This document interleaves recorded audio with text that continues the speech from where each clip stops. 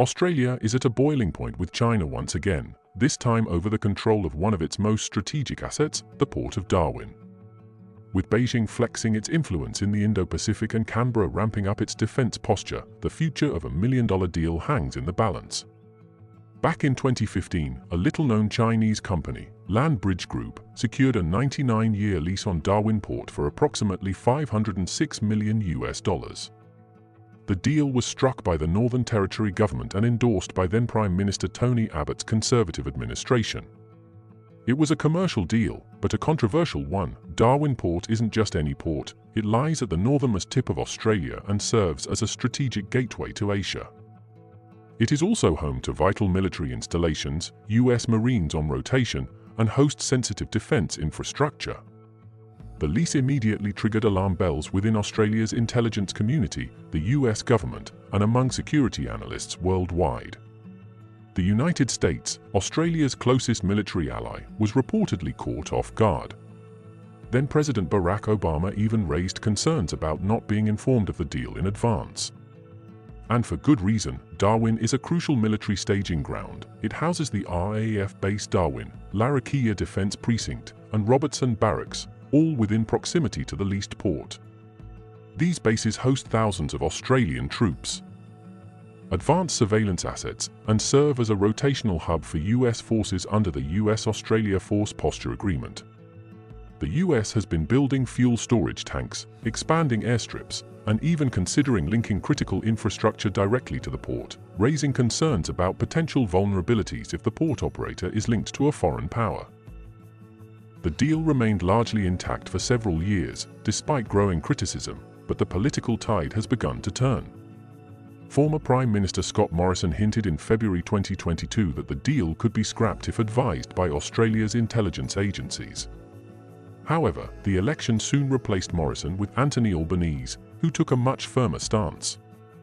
Albanese did not mince words, calling the sale a flogging off of critical infrastructure to a company with links to the Chinese government.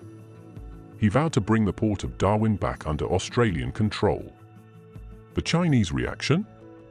As you would expect from the CCP spokespersons, it was furious.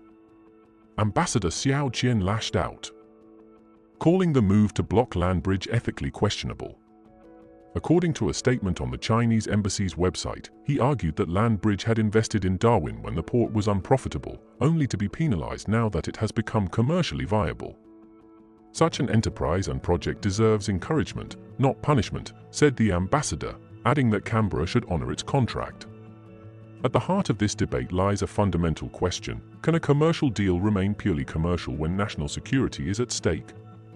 Land Bridge Group insists it's a private enterprise, but multiple reports and security analysts suggest that many Chinese corporations maintain informal ties with the Chinese Communist Party and the People's Liberation Army.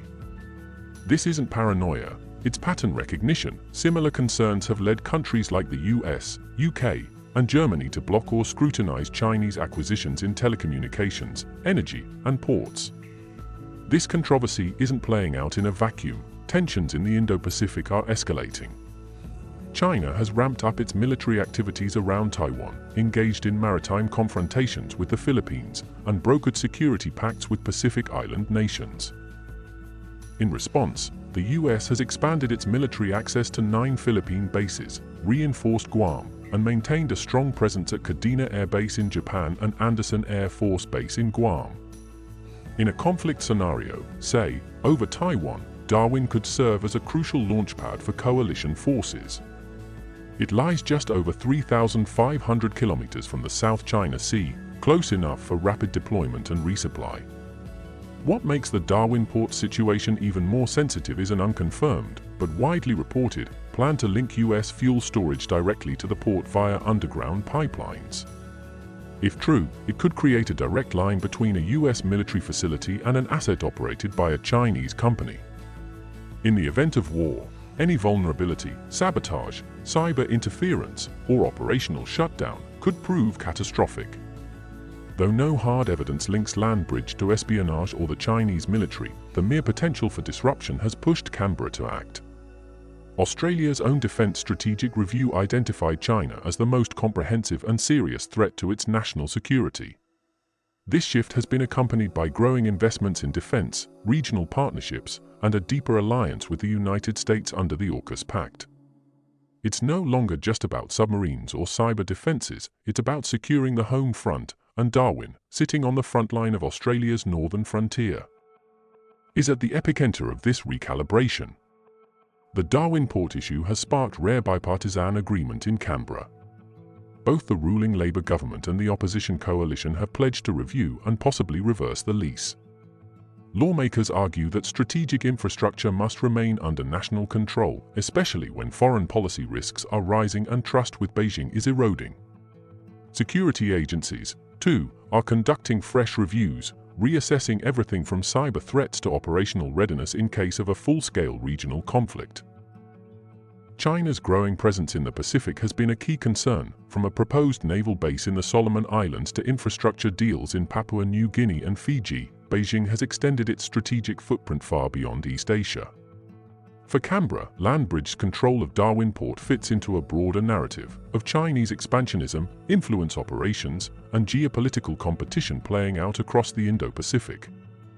In this emerging great game, ports aren't just trade hubs, they're strategic assets, and Darwin, it seems, is too important to remain in foreign hands.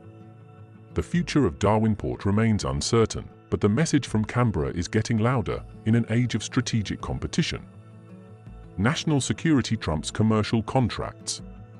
As Australia gears up for an increasingly uncertain future, the fate of one port could redefine its relationship with China and reshape the entire Indo-Pacific balance of power. What do you think? Should Australia cancel the lease and take back control of Darwin Port? Or is it a dangerous move that risks antagonizing China further?